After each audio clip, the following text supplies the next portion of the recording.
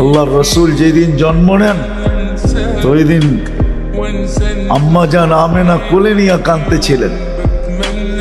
সবাই জিজ্ঞাসা করতেছে কাঁদো কেন? পরিবারের লোকজন, শ্বশুর বাড়ির লোকজন কেন কাঁদো? আব্দুল্লাহ নাই। কেন? আব্দুল্লাহ থাকলে এতক্ষণে খেলনা চলে আসতো।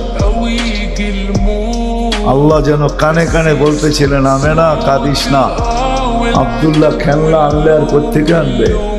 মক্কার বাজার থেকে পাথরের আনবে, কাঠের আনবে, প্লাস্টিকের আনবে, মাটির আনবে। সূর্য ডুবতে দে, চাঁদকে খেলনা বানায় পাঠায়। আর ঘটছেও তাই। আবু তালেব বলে বিকালে যখন শোয়া দিছি, সূর্য ডুবার পরে যখন শোয়া দিছি, চকির উপরে তো বাদাল কামরু আইয়াদনু, চাঁদ দ্রুত গতিতে নিচে নামতেছিল। আর আমি তাকায় তাকায় দেখতেছিলাম।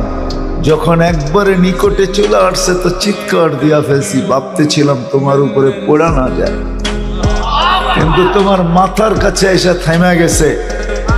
তুমি হাত পাও নাড়াচাড়া করতেছিল আর চাঁদ উপরে ডান্স করতেছিল।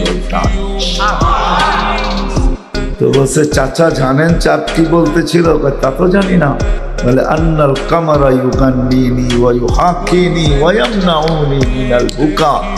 চাঁদ আমাকে ছন্দ শুনাইতেছিল, কান্না থেকে বিরত রাখতেছিল। আমি যেন না কাঁদি, কাঁদলে আম্মার কষ্ট হবে। আল্লাহ চাঁদকে আমার সাথে খেলার জন্য খেলনা বানায় পাঠায়।